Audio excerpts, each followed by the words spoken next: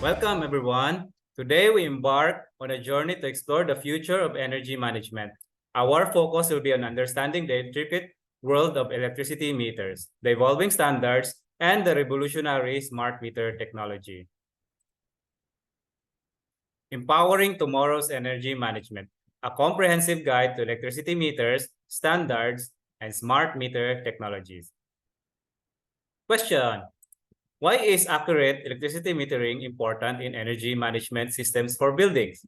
A, is it to ensure the safety of electrical systems in building, to increase the global energy management system market growth, to provide data for analysis, optimization, and decision-making to achieve energy efficiency and cost savings, or D, to reduce the overall energy consumptions in buildings? Answer, letter C, to provide data for analysis, optimization, and decision-making to achieve energy efficiency and cost savings.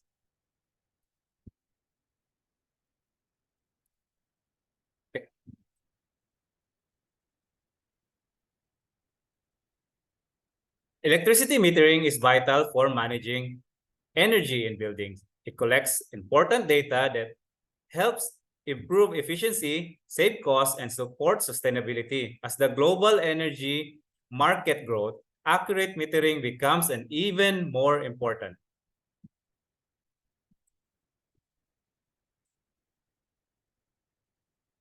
Measure to manage. You can't improve what you don't measure.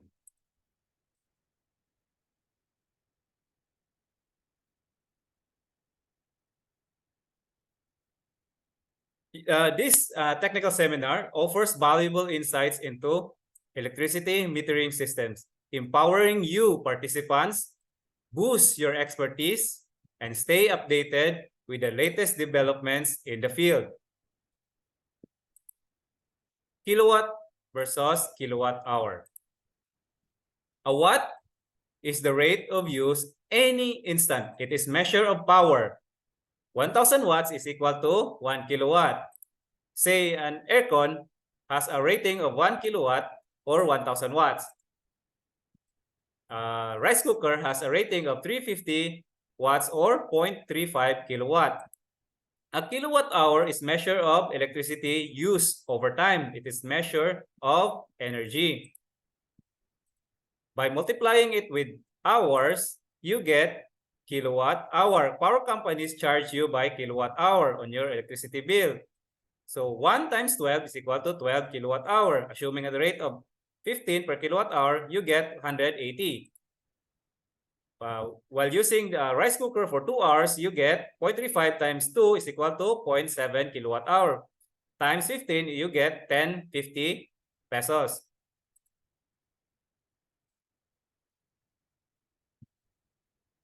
Electricity meters, it measures electric energy consumed by homes, businesses, or devices, usually calibrated in kilowatt hour. There are two types of meter. Electromechanical meters, these use rotating discs to measure power consumption based on these revolutions. Electronic meters display energy used on digital screens like LCD and can transmit data remotely. They also record additional load and supply parameters, support time-based billing, and capture usage during peak and off-peak hours. Metering parts. Dissection of electromechanical meter. Meter register. Here, spinning aluminum wheel, counter wheels, back view of the dials.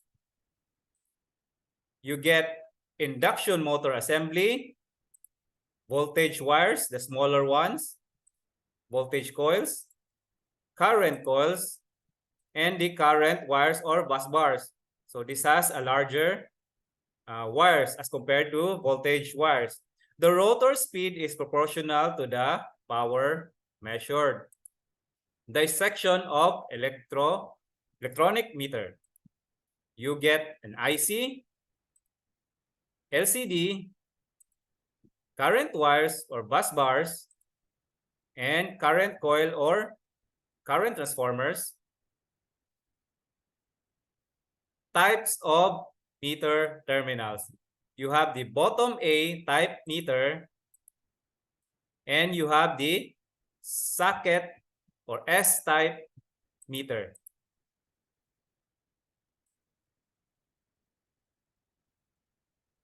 Bottom A type meter, terminal connection casing attached parallel to the base, denoted by A in the meter form and type numbers.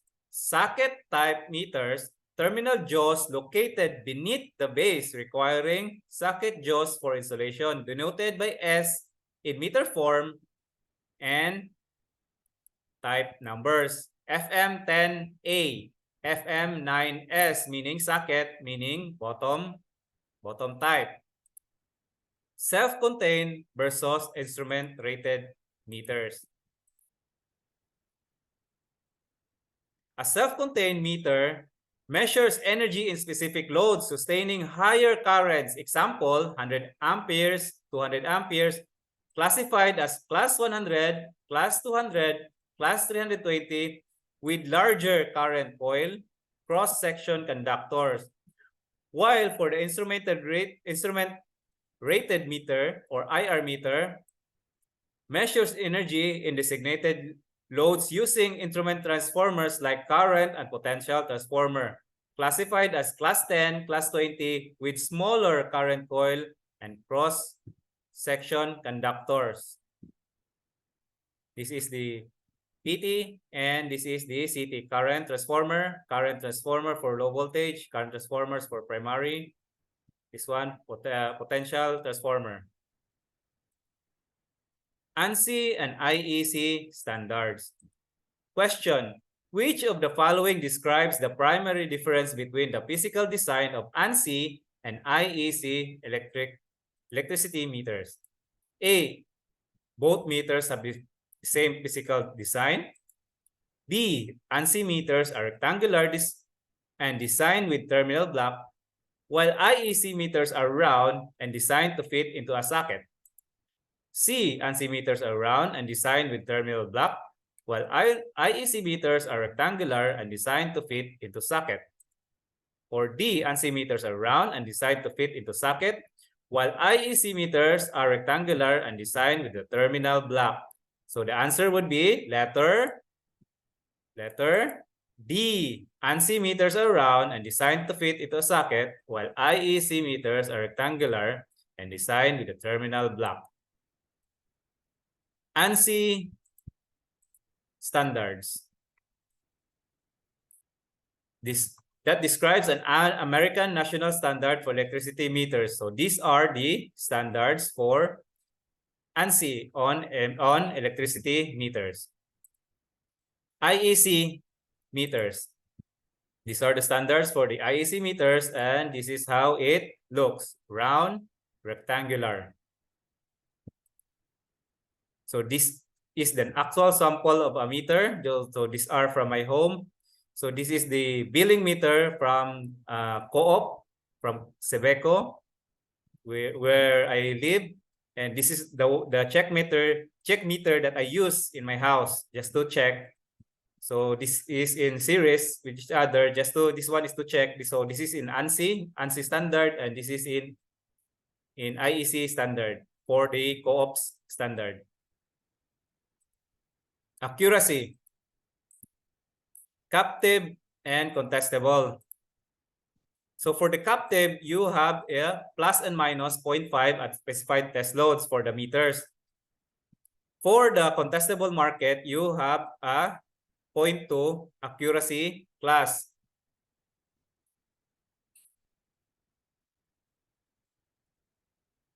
And the instrument transformers are 0.5 and 0.2. So these are accuracy limits as per Energy Regulatory Commission or ERC. Accuracies,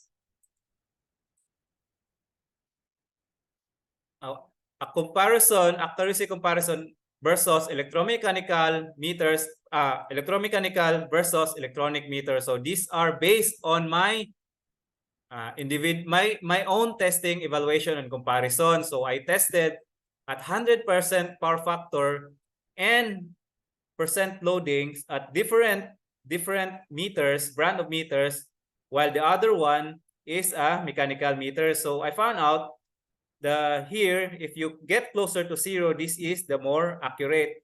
On the mechanical, this is the accuracy results for the electromechanical meters, percent loading, and still this is within the 0.5 accuracy. So I also check using a 50% power factor. So to check on here, you can see the mechanical meter. Bottom here are the electronic meters. So as you can see, the electronic meters are more accurate as compared with the electromechanical. So this was my own testing and evaluation and comparison. So these are the actual tests that I conducted. ERC meter certification tests. So these are the list of ERC meter certification tests by ERC: no load, starting load, load performance, effects of variation of power factor, variation of voltage, variation of frequencies, effect of current circuits, stability of performance. The actual ERC seal, this one. So this at the back of the meter. For accuracy testing, it can be conducted using a stationary meter test bench with an accuracy of 0.01 to 0.02. It can also be tested using a portable meter test. So this can be used in the field with accuracy of 0.1 to 0.02. Also, not only the meters, but also the current transformer ratio testers. And the optical pulse pickup can be in a laser or detects this rotation, pulsating images on LCD screens, and the infrared sensors. Multipliers. Multiplier parameters.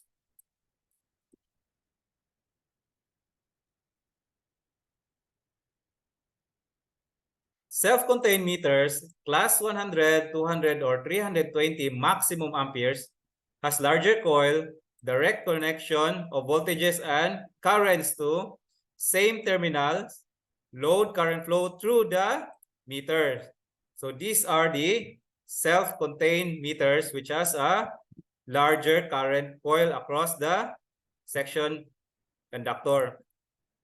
On the other hand, transformer rated meters has smaller, are class 100, class 20, and has smaller current coil cross-section conductors. Needed when voltage and current surpass the direct connect capacity of the meter. So it uses instrument transformers here.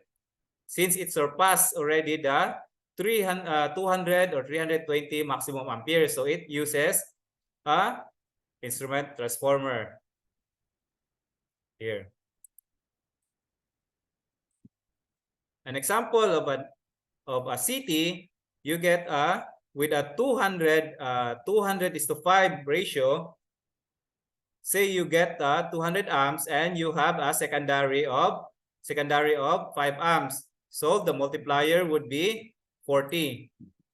So these are another examples of the other transformer ratio of CTs. You have 200, 400, 600, 800, 1000, and 1200. So the hole gets bigger. And when it surpasses already the low voltage, it has also another with a medium voltage. So these are another current transformers. This one is a potential transformer. This one current. And another for the substation or the 69 kV level, you have this one is the current, which has 2 terminals in it, and a potential transformer. say you get the multipliers. So if you have a reading of 10.73 and you use a CT of 200 ratio, you get a multiplier, you multiply that by 40, and you have the 429 kilowatt hour reading from 10.73. And if you get 1,200 ratio, or with a multiplier of 240, 1,200 divided by 5 is equal to 240, that reading is actually 2,575 kilowatt hour. So these are the samples of a ratio and a multiplier of a different current transformers, low voltage current transformers. How about if you get the primary metering?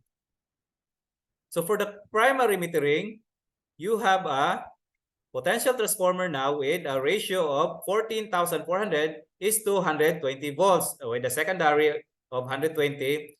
So you divide that one, you get a 120 voltage multiplier, and you get another current transformer ratio of 100 amps is to 5 amps with a total of CT multiplier of 20. You multiply the two, you get a total multiplier of 2,400, multiply with 10.73, and you get a 25,752 kilowatt hour actual readings when you multiply it with a multiplier. Say if you have it in a substation, installed it in a substation. So likewise, you have the ratio, multiplier, ratio and a multiplier, a total of 3,500. From the 10.73 kilowatt hour reading here, you get the actual reading should be 37,555 kilowatt hour. Current and potential transformers, instrument transformers.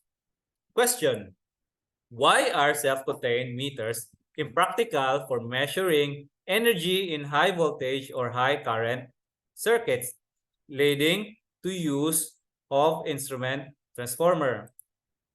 Is it A, it lacks adequate insulation and current capacity? Is it B, is it costly to build and maintain? Is it C, it poses a significant risk to meter technician due to high voltage exposure? Or is it D, its physical size would need an enormous would need to be enormously increased? So the answer would be A, it lacks adequate insulation and current carrying capacity.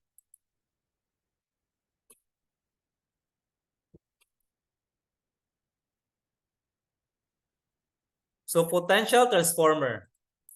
So the purpose for the potential transformer is to reduce the voltage to the meter to a lower level.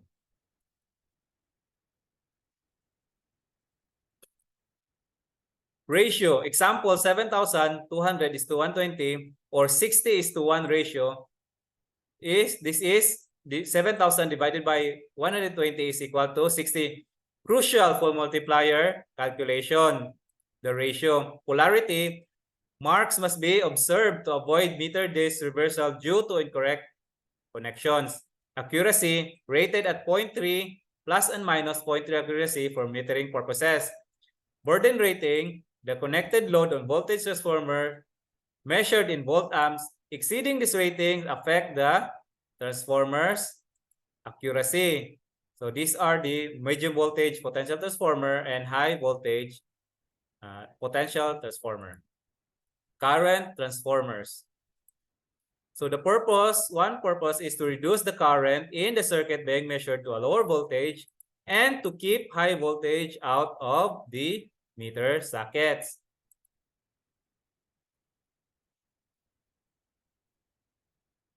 Ratio describes the turns ratio of windings, secondary, stated at 5 amps for the rated primary winding current. Rating factor, overload capacity without accuracy loss.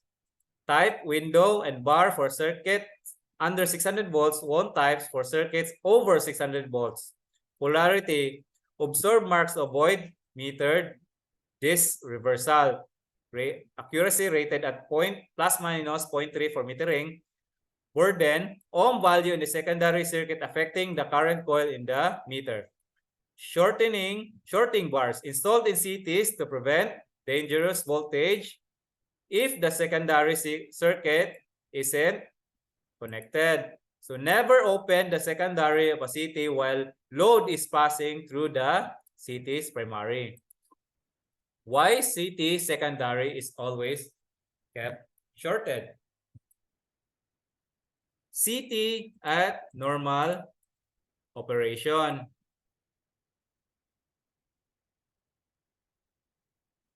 Primary winding with 1 turn, secondary with 120 turns, connected to an ammeter with 0.2 ohms internal resistance.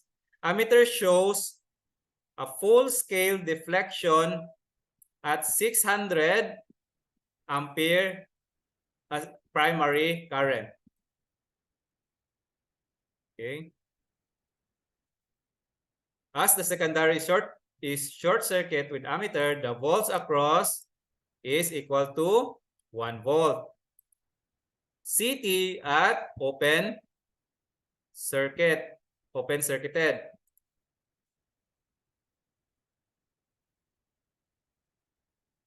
If the ammeter is disconnected, the secondary windings become open circuited. It transforms into a step-up transformer, significantly increasing magnetizing flux in the secondary core.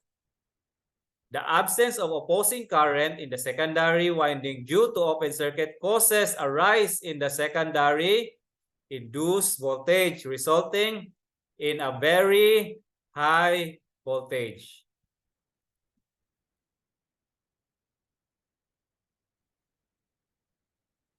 Factors affecting CT open circuit voltage. Turns ratio.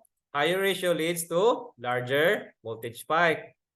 Magnetic core material and construction. Primary current level. Even small primary currents in the high turn ratio can cause high secondary voltage. Primary voltage, not linear but higher primary voltage influences secondary open circuit voltage when the CT secondary is open. Operating frequency. Higher frequencies result in larger voltage spikes.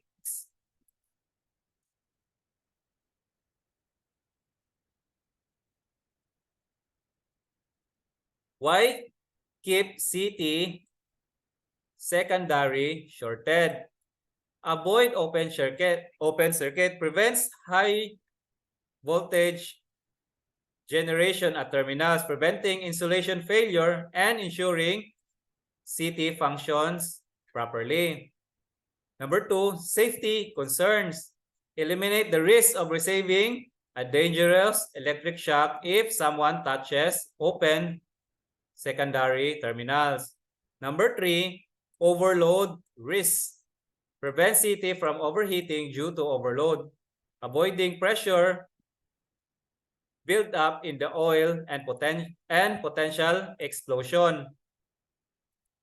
To ensure the safety and proper function of the CT, it is essential to have it correctly connected and not left open.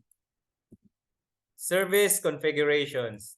Question: what is the main advantage of a single-phase 3-wire system over a single-phase 2-wire system in electric power distribution? Is it A, higher voltage? Is it B, greater power capacity? C, increased efficiency? Or D, additional service load flexibility? So the answer would be letter D, additional service load flexibility. Electric distribution systems. Distribution systems may deliver electricity using the following service configuration: single-phase 2-wire, single-phase 3-wire, network 3-wire, 3-phase 3-wire delta, 3-phase 4-wire delta, and 3-phase 4-wire Y. Here, so secondary. Single-phase 2-wire.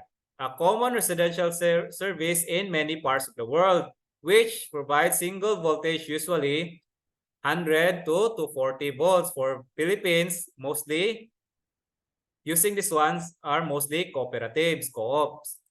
Single phase 3-wire, a common residential service in North America. For the Philippines, the private distribution utilities, which provide two voltages, 120 and 240 volts.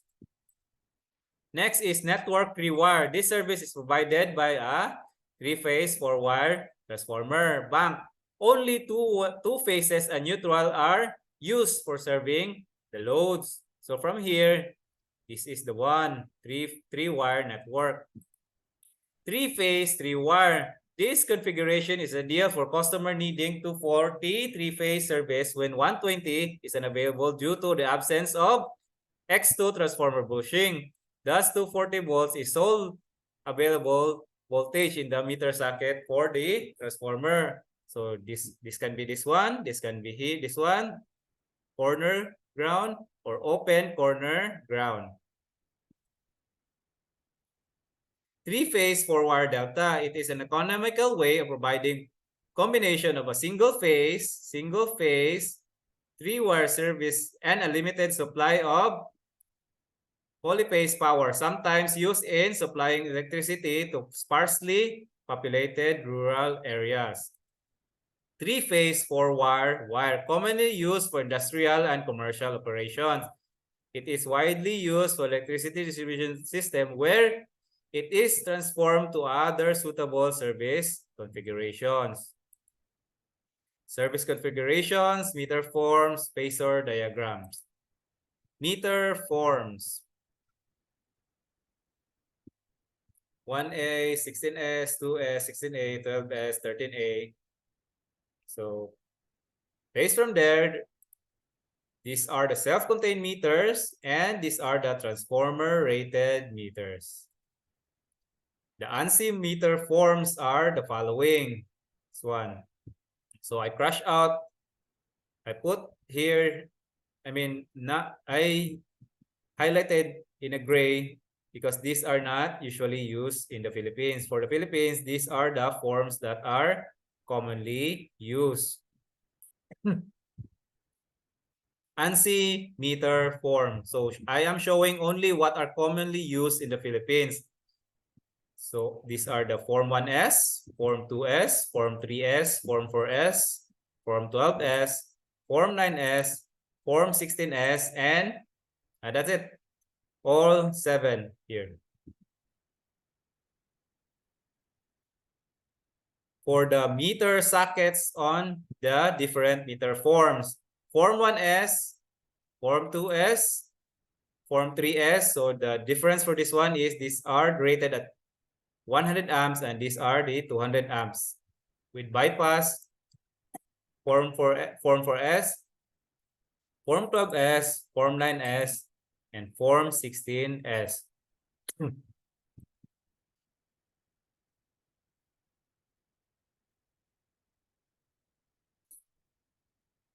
Blondel's theorem. Andre L. E. Blondel in the 1890 established the fundamental rules for metering alternating current circuits. According to Blondel's, the number of watt-hours needed to measure total power in an N-phase system is either N or N-1. When a separate neutral wire is present, N watts are required. In the essence, the total power is measured using one less watt meter than the number of wires. Let's say 2-wire requires single stator meter. So 2-wire, 3-wire, and 4-wire. So for a 2-wire, 1 stator, 3-wire, 2 stator, and 4-wire, 3 stator.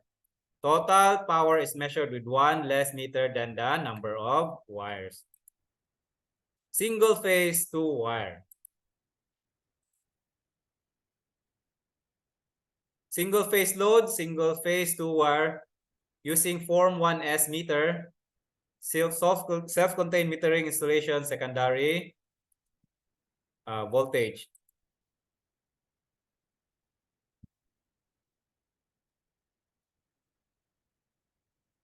So installation, self-contained,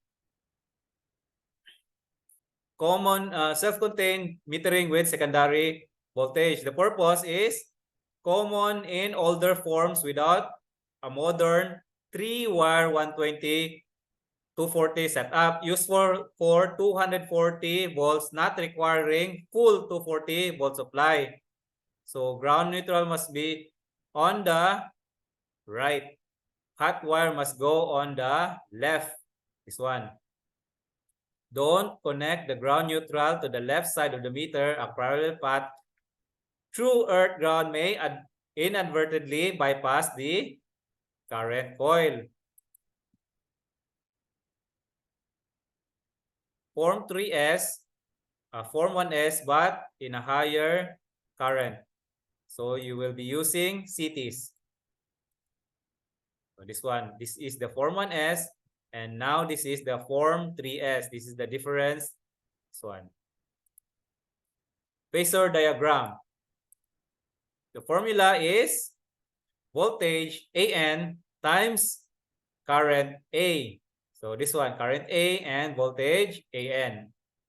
So power is equal to voltage A times cosine theta, the angle. Or this one is the power factor if there is a angle. Single phase 3-wire. So there are 3 wires now. Single phase 3-wire using Form 2S metering.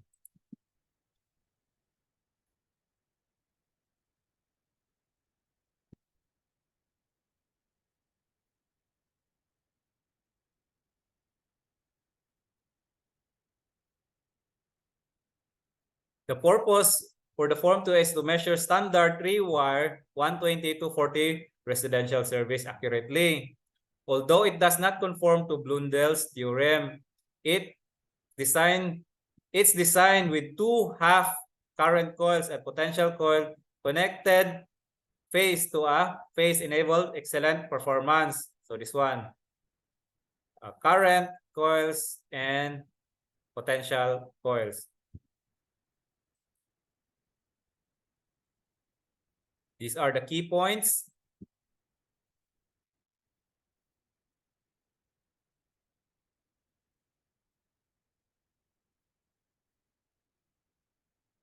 Common mistakes. So inaccurately using it as a 3-wire network, causing inaccurate energy recording. Inability to manage three-phase angles in network metering. Failure to use the suitable Form 12S for self-contained network metering. So this is different from Form 2S and Form 12S. 12S is a network metering. Using it for 2-wire single-phase metering service without correct rewiring. Allowing energy theft by plugging the meter upside down. So if you plug the meter upside down, it will cause reverse. Single phase 3-wire, but beyond the 200 amps. So we will be using current transformer, 2 CTs. So from here, 2S to with CTs, this one. Example for a 4S is this one. Let's zoom in here. CT box and a meter. Single phase 3-wire, the phasor diagrams for the 3-wire. You have the voltage AB, currents AB and IA, voltage VN, voltage AN. So the formula will be voltage AB times A cosine A minus AB cosine B, assumes half. So this is the formula. So this can be in theory, this is the setup, while in actual, this is in setup. So they're using single current CT, but it's in loop. So that's why you solve it in half. So this one, inside the Form 2S meter. Phasor diagrams for a 4S. I mean the diagram, wiring diagram for the 4S and the same phasor diagram. Network 3-wire. Network 3-wire using Form 12S metering, self-contained metering with secondary voltage. So this is from the 3-phase, but you only get the 2 phases. The purpose for this service is to provide 3-phase 4-wire Y transformer bank. Only 2-phase and the neutral are necessary for serving the load. In addition, the transformer bank can supply additional single-phase and 3-phase service. So these are derived from a 3-phase 4-wire transformer bank. Only requires 2 phases and a neutral for load or usage. The transformer bank can supply both single-phase and 3-phase services. So common mistakes is you will be using this as a Form 2S. So if you do that, there's a 75% registration or revenue loss. There's a loss if you use a Form 2S for this type of installation. Since 12S and 2S are likely similar, so you might use a Form 2S for this configuration, though these are the common mistakes using a Form 12S or other way Form 2S for the 12S. Phasor diagrams. So you have an angle. So this is a network. These are derived, the voltages are derived from, the phases are derived from a 3-phase. So this is not a single phase, which is a Form 2S, is this here from here. So the formula would be VA times I, VC times I. So you get the power total from here, okay, with this one. Next is the 3-phase 3-wire. So the ungrounded or just a 3-phase 3-wire delta with a probably corner ground. So the illustration is 3-phase 3-wire delta and the wiring. 3-phase 3-wire delta using Form 12S, self-contained metering. So this one. Ideal for customer needing 240 volts when 120 is unavailable due to the absence of X2 here. Thus, 240 volts is all available voltage in the meter socket for the customer. Key points: ungrounded neutral conductive pass. So the ungrounded neutral passes through the center of the meter socket and connects to the bottom. The hot 240 volts passes through each coil here. So common mistakes, 1, 2, 3, and 4. Phasor diagram here from here. And you get the power. Next is the 3-phase 4-wire delta. So for the illustration, this one 4-wire delta. So the wirings using Form 16S metering or self-contained 3-phase.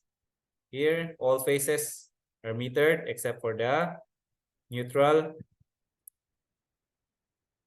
So you get a wild leg to 40 and 120 and another 208 voltage from here. 120 to 40 to 40 from N, C to N is 208, or this is the wild leg. In this configuration, one of the phases known as the wild leg or power leg has a phase to ground of voltage of 208, which is the highest among the 3 phases. While the 208 voltage phase to ground voltage is rarely used. It serves as a third phase for the 3-phase service. So be sure to connect the neutral to the bottom of the potential coils. Common mistakes: the bottom of the potential coils must be connected to the neutral here. Connected. The neutral must be connected. If the wild leg is not wired to the right stator, the radiation will reduce to 75% for balanced loading conditions, resulting in the loss of revenue.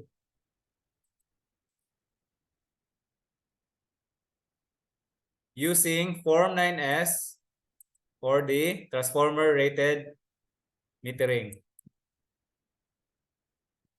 You get 3 CTs since it's beyond the 200 amps. So from self-contained to transformer rated. For the phasor diagram, this is the wild leg. P voltage AN, A, VVN, B, CN, IC. And the wild leg, to get the wild leg is, you get a DCN of 240 or 240 squared. DCN is equal to 208 volts. Okay, 240, 120, 208. So Pythagorean. Next is the three-phase 4-wire Y. Three-phase 4-wire using form 16S or the self-contained three-phase metering for the three-phase. So this is the configuration. All the wirings A, B, C with the neutral here. The serve is commonly used for commercial application requiring 139 for single and 240 volts for three-phase. So again, be sure to connect the neutral here.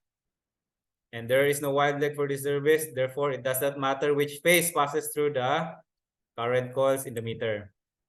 The bottoms of the common mistakes is the bottom, the potential coil must be connected to the neutral. So if you don't have the neutral, there's no reference here.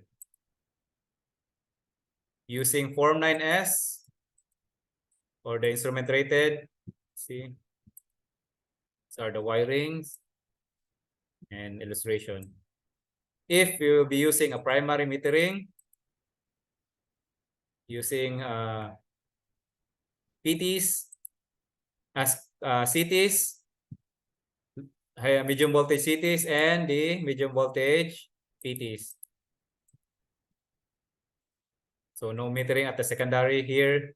It's transferred at the primary metering. So probably this is beyond the 200, I mean 2000 amperes. So you need to transfer all the metering up here. So because if you use 2000 amperes here, you need a bigger diameter of a CTs. So it's feasible to use the primary metering. So as an example from the CT to primary, so this is the illustration. So this is the voltage and this is the current transformers. Again, voltage and current transformers, voltage, current. Another sample. This is the current and this is the voltage. So you can see the here the insulation. So there's insulation. So this is the voltage. There's no insulation between terminals. So this is the current. For the phasor diagrams, it's simple because it's in Y. So A, B, and C. So you add all the phase voltages. So you get the power. Again, using the primary metering diagram and say similar phasor diagram. So it doesn't matter if the wiring is this one, the phasor diagram is still the same. Next, key observation and based on my personal experiences. Summary of metering issues and key observations based on my experiences. So for single phase 2-wire systems, wire should have a color coding because this cannot be interchanged. So this one is the A, is the hot, this one is the neutral. So if you interchange it in wiring, so there will be bypassing of the reading. So often for the three-phase, single-phase, single-phase 3-wire system, so if often misapplied as a network, and so it will not do not connect this in a three-phase using a Y and delta is adjacent to the wild leg, but tap it in the center tap, connect it with the center tap.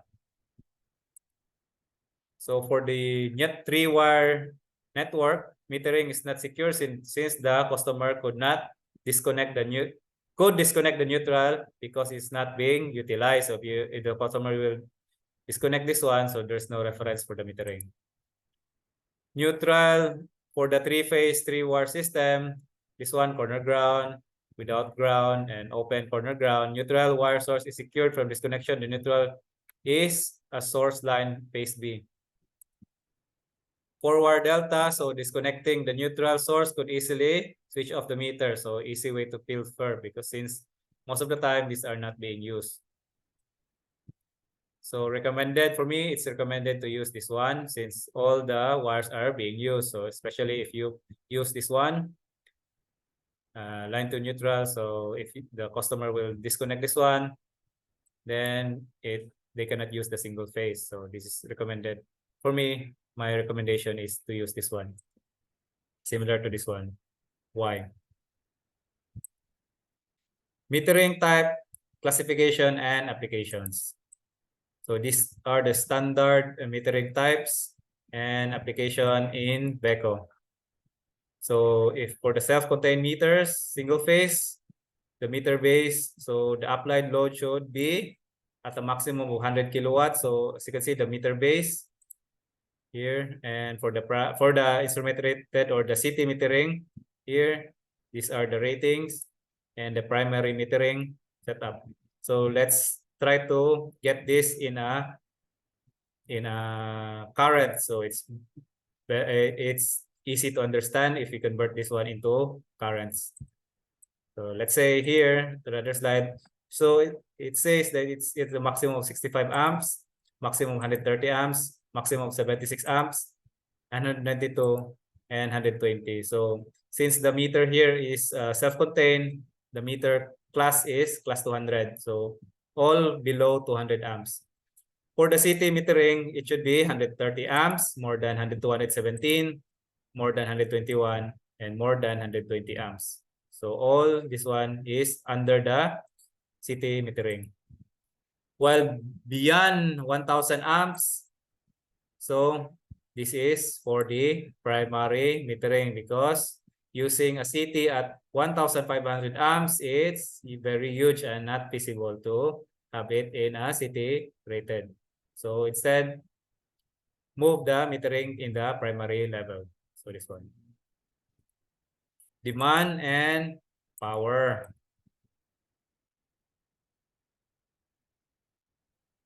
Demand and power.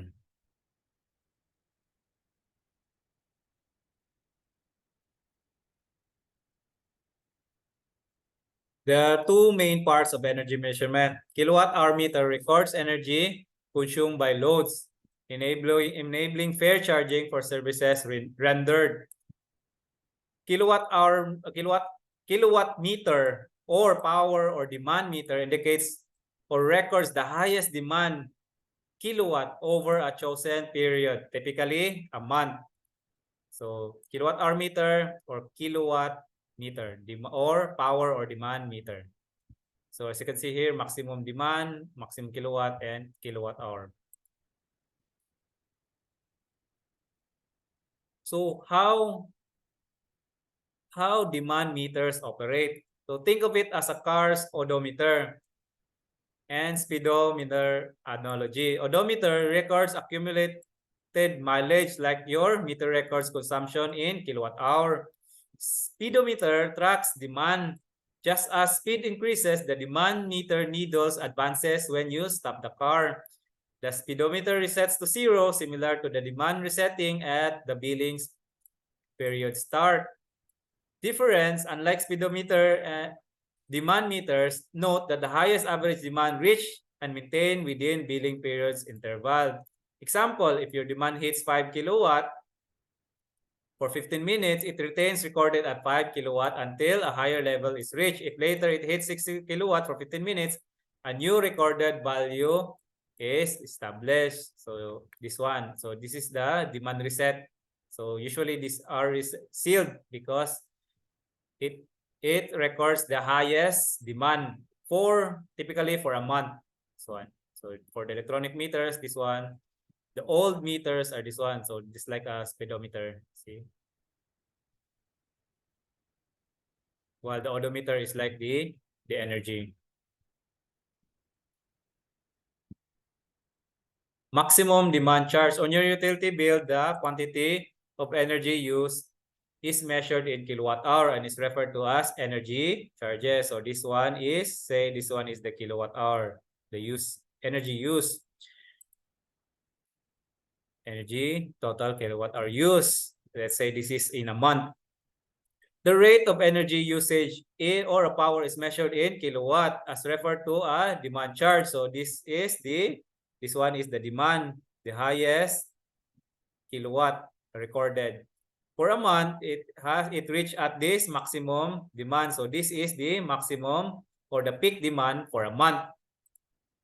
So the maximum measured demand for a customer, the greatest of all demand measured. So greatest of all demand within a time interval which has occurred during the billing period. A billing period may be 1 month. Let's say this one, 1 month. Okay. And it is in average at a 15-minute kilowatt interval. Question: what is the primary purpose of measuring and charging demand and in electric utilities? One, is it to calculate energy consumption? B, to forecast weather patterns? C, to manage and allocate resources? Or D, to determine electricity rates? So the answer would be letter C, to manage load and allocate resources. Why is demand measured? The size and capacity of transformer banks, substations, transmission lines, switch gears, etc. is determined by the maximum demand imposed on these devices by the customers. Specific reason: load management, infrastructure planning, prices and billing, demand response program, grid reliability and stability. So the more demand, the more this one has a larger or bigger capacities. You need to build bigger substation, bigger transformers, transmission lines. So why utility charge maximum demand? So it is the cost. One is the cost of energy, oil, coal, gas, etc. to produce kilowatt hour. Okay, you need more of this. Another one is the cost of equipment, generation, transmission, distribution lines, and transformers. So you need bigger generator, bigger transformer. That is why utility charge maximum demand. So to have an analogy, let's say a car. Compare the car's engine and electric company. Both cars traveled at the same distance, 60 kilometers. So both cars traveled 60 kilometers distance, same distance. But the bigger the car's engine, the faster the car can travel. Of course, this has a bigger engine. So it only takes to travel the 60 kilometers it only takes 15 minutes. While this one, it takes 4 times duration than this one. So that is why in utilities, you need a bigger transformer. But it has traveled the same distance, 60 kilometers, but it's only at the time that it used. So that is why the utilities will charge maximum demand. So another example is this one. Let's say a graph. The energy consumed in A between B and C. But energy consumed is the same. But the time it used and the power it utilized. So A use same consumption, it used only 2 hours, 1 hour, and 4 hours. So energy consumed in 3 cases is 2 kilowatt hour. As a result, the utilities must install larger, more costly equipment in order to supply this one. The measured maximum demand of token is a result of a high rate of transfer. So while this one has an idle time, while this one, that is why most of the commercial or industrial companies use a 24-hour this one to reduce the demand. Because it's all the same energy consumed but at a lesser time. But you get an idle time here. So this is why there's a need to to bill the maximum for the customer. So demand interval. The demand time is the length of time over which the demand is measured. Usually, demand time is interval in 5, 10, and 15, or 30 or 60. For the utilities, mostly it is in 15 minutes. So this is the demand interval. You say this is the actual readings, but you have the average. So this is the maximum demand, but in average of say 15 minutes. Okay. Say you have the actual bill sample. We will get the demand or the load factor. So let's say there is a demand, maximum demand of this one, and you get a 27.81% of load factor. Meaning, if you get the 27.81% load factor, let's say at this rate of load factor, so the demand charge is 22 to 26% of your energy cost. So it has added of additional 25% of your billing. So because of the ideal load factor is 1, from this billing, it has a load factor of 27.81. The load factor is computed as average divided by maximum. So ideally, the load factor should be 1, meaning your average and your maximum is the same. And that from that billing, you get only a 7% additional cost from your energy consumption. But since you're not that efficient, the load factor is somewhere between 0.3 to 0.25. So you get around 25% of your additional bill from your load factor, meaning it spiked. There's a spike from your average. That is why your load factor is below under here. Okay. Say your load factor is 0.05. So it more than doubles your kilowatt hour billing, the demand charge. So from here, your kilowatt hour, it has an additional somewhat 600,000 pesos. So again, load factor is the average power divided by the peak power over a period of time. So this is how the maximum power or demand affects your billing. Okay, from the ideal one down to the worst load factor, meaning it has great spike from your average. See?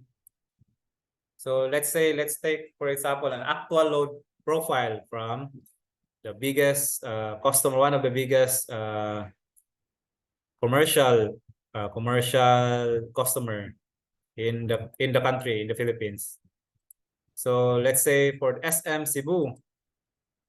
So these are the actual metering setup for SM City Cebu. You have the instrument transformers here. So these are the two wires, two incoming power. So this is in primary metering. Say you have the total load profile for a month from December 28 to January 29, 2004, 1 month. And you get daily, as you can see, there's a daily load profile. From that daily load profile, you get a maximum demand occurred during January 18. When you zoom this part here, you get the maximum demand of 8.3 megawatt occurred at January 18, 6 p.m. Sunday. So I checked why it has peaked around this time. So this is on Sinulog Festival. So there's a big event here in SM City Cebu, and that was a festival in Cebu, Sinulog Festival. So it peaked. So getting the load factor, So there, the SMCT's load factor is 0.5. So to simulate that one at the 0.5, so there's an additional of 13% from their kilowatt hour bill on its maximum demand or maximum kilowatt bill. So there's an additional 13%. So to get that, from that, multiply with the cost of demand at 400. So the maximum demand charge is 3.32 million pesos from the kilowatt hour consumption. So from the 25.6 million kilowatt hour consumption, there's an additional of 3.32 due to this peak. Okay. Next, dual source meter, multi-metering, and sub-metering. Question: what is the primary purpose of a dual source meters in condominiums with backup generators? 1, is it to regulate the voltage provided by the DU? B, to monitor electricity consumption during normal operation? C, to accurately measure energy delivered by backup generators? Or D, to display voltage across 5th and 6th terminal? So to answer with one, letter C, to accurately measure energy delivered by a backup generator. So this meter was specifically developed for BECO, Visayan Electric Company. Its primary purpose is for condominium complexes where backup generators are used during power outages. So this is the sample of the dual source, this one here. So if ever there's a generator, if this potential sensor is energized, so all the readings will be in the DU. Even if you test the generator, it is still under DU unless the DU is, there's no power here. So when there's a power, since there's no potential or current flowing in this potential or voltage across this potential sensor, so there will the generator, the registration will be at the generator. So this is the configuration or the wiring for the dual source multimetering and sub-metering setup. So this is the back portion of the dual source. And this is the diagram of the back of the meter. So you have the different receive and deliver. So there's a scroll display from, this indicates the DU and the generator. So sample if you get that in a remote reading. So this is possible in a remote reading as well. From here, and you can get all using data collectors from the meters using radio. And you can use also a handheld mic to capture all the readings.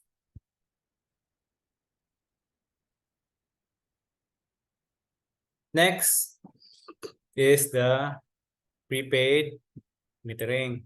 Question: which of the following is a primary reason for installing a prepaid meter? Is it A, ensuring uninterrupted electricity supply to customers? B, providing real-time information on energy consumption? C, encouraging customers to pay their bills in advance? Or D, automatically reconnecting electricity once the credit is exhausted? So the answer is letter C, encouraging customers to pay their bill in advance.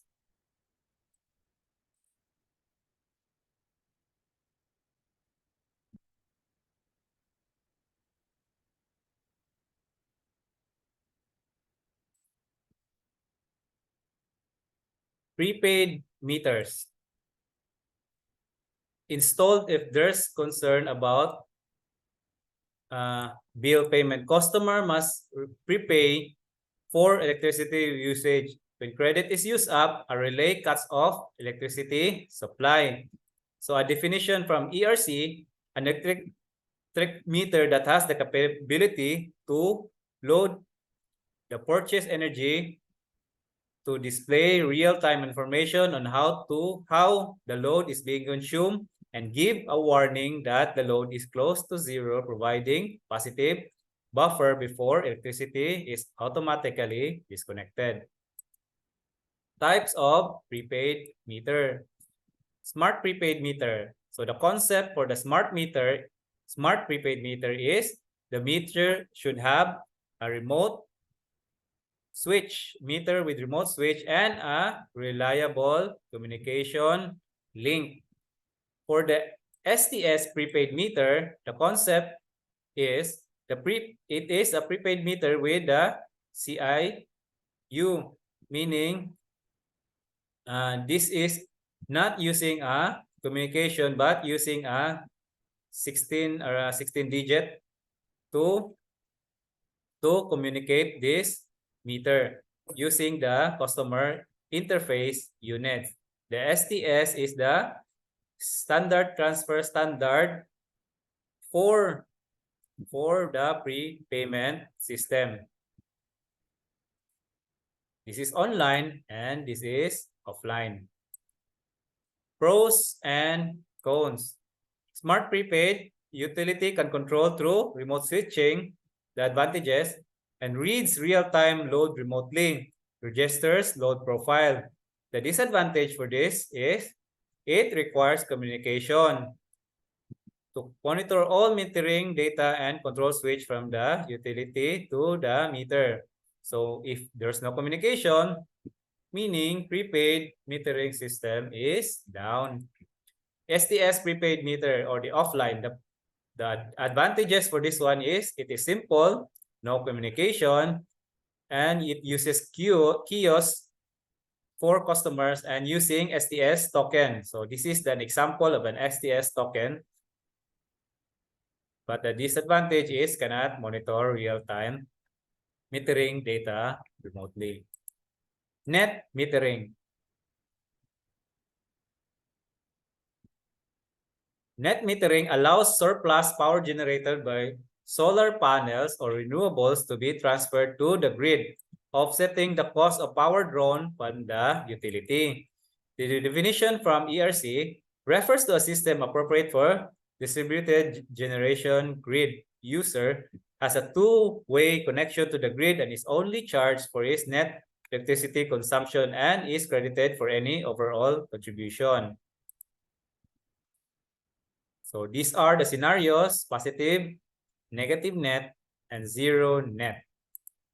As an actual schematic setup, you have the renewable energy meter, the bidirectional meter. This is the renewable energy, and this is the actual sample installations. Smart meter. Question. According to ERC definition, what is a smart meter or an advanced meter? Is it A, basic meter that only measures energy usage? Is it B, an advanced electric meter with two-way communication capable of measuring, recording, and transmitting energy usage data and can remotely connect or disconnect the power supply? Is it C, a specialized meter used for industrial purposes only? Or a meter that measures gas usage instead of electricity? So the answer would be letter B. Smart meter. So a smart meter is an electronic device recording energy consumption in hourly intervals.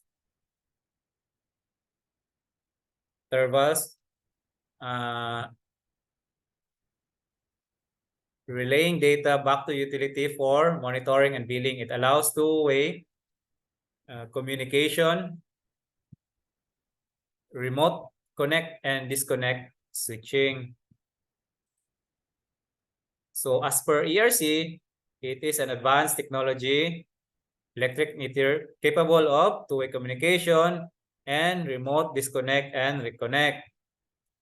As per DOE, it is an electronic real-time energy measuring device that is capable of remote disconnect and connect and disconnect switching and has a two-way communication. So these are the sources. So only two-way communication here, and remote disconnect, remote connect, and disconnect. ERC. So as per ERC, there are three resolutions on a meter. There is a conventional meter, the elevated meter center, and the smart. So this is the series 2017, 2014, 2010, 2015 for the conventional. So as an example, these are the conventional meters, elevated meter centers, and smart EMI meter. As per DOE, Philippines envisioned that the country would have a smart grid placed by 2040. So as per DOE circular number 2020-02-003. Based from that smart grid vision, a national grid smart grid policy framework, smart roadmap. On the smart utility, it has a smart metering on its distribution development plan. So these are for the DUs.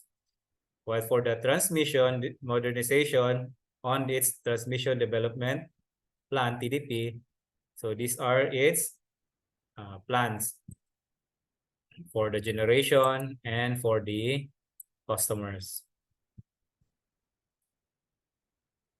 So based from ERC approved meters as of year 2022, so these are the smart meters that have been approved by ERC. So the communications there that were approved were LoRa, LTE, GPRS, PLS, RF mesh, and BIoT, Wi-Fi, P2P, RS485. So an example of direct radio frequency, so it's a wireless. So this is best for high-dense spatial distribution, so no monthly subscription, low maintenance cost. Example for an RS485, this is wired. So this is a wired communication. Cellular. So right now we're in 4G. And the types of communication technology comparison. So if you use LoRaWAN, cellular, and local area network, which are the Wi-Fi, ZigBee, and Wi-Fi, cellular, 3G, 4G, and for the LoRa, low-powered wide area network, LoRaWAN, and BIoT SegPax. So these are the comparison. Okay. Local area, cellular, and LoRa. Types of communication technology comparison. Wi-Fi on its bandwidth and the range, cellular, and the LoRa. So an example of a LoRa installation here. These are the LoRa gateways. Scadapole. This one. LoRa gateways, antenna. Another LoRa EMC here. LoRa meters. Elevated meter centers using radio. So these are the smart meter application and the communication use.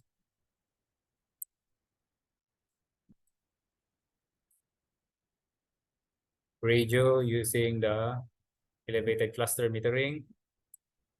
PLC for the residential customers and elevated meter center. RS485 and IP radio. So for the smart metering components and advanced metering infrastructure, it has a smart meter, and in between it should have a two-way communication, collectors and gateways, wireless network, and the applications. So these are the components. Well, another thing is the IoT, Internet of Things. So this will be.